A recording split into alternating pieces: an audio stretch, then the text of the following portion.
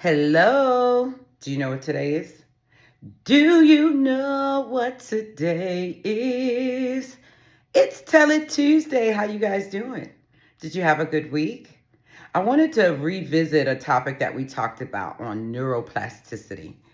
Neuroplasticity simply means that we have the ability to create new neural pathways, to create new synaptic connections, so that we can have new ways of doing things that our brains are not intrinsically fixed, that we can learn new skills, that we can practice metacognition, and that we're able to redesign, rewire, and reconfigure our thought processes to become better and more improved decision makers, better stewards of our being and our peace, and to be able to process old challenges in new ways so that they're no longer a challenge.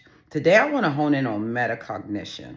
Metacognition simply means thinking about thinking and ways to plan, reflect, revisit things so that we come up with better solutions where we process before we actually execute.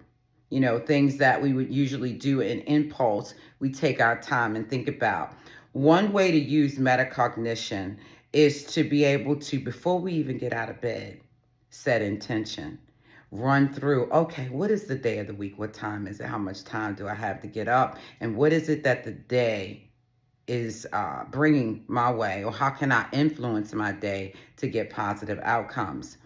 Metacognition is amazing because what it is thinking about thinking, and the way that we think and the way we process and the way that we revise until we come up with a really good strategy for how to not only do things more efficiently, but to be in a presence of mind and intentionality to address them with a better attitude. Some people say that our attitude determines our altitude. I agree. So, what do you think when you can actually go into your brain and rewire it to come up with better plans? What does that look like, Courtney? For example, if we have a challenge with a person at work, for example, say somebody at work is really an irritant to us, and for whatever reason, they just kind of rub us the wrong way.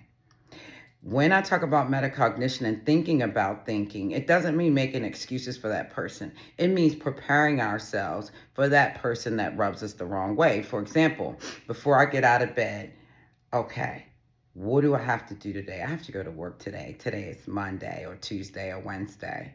And there's this person at my job that I really do not care for. And every time I come in contact with that person, my energy shifts. So what do I have to do differently? Rather than avoid the person or tell myself maybe they're going through their own issues and maybe it's not about me, maybe what I can do is create a new neural pathway that I can design a force field around myself to say, hey, this person is not bringing anything new to the table. This person is not instrumental in my joy, nor are they responsible for my emotion regulation. And rather than avoid that person or try to find ways to kind of teach that person how to treat me, maybe what I'll do is I'll be proactive and say good morning. And whether they speak to me or not, I am content with my input, not their output. Maybe my challenge has been that I was relying on them to understand me or me to understand them rather than to just accept it is what it is. Is this person to be assigned the power to change my mood? Why am I allowing this person to rub me wrong? Am I projecting onto this person something that maybe I felt about another person like them?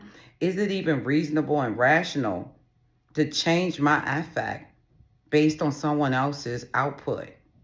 No.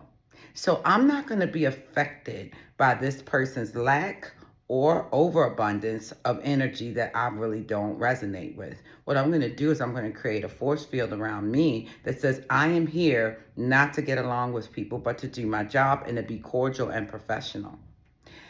Then I don't have to worry about ways to teach that person a lesson or avoid them or control them or influence them in any way because I've now assigned them lesser value in my life and less impact.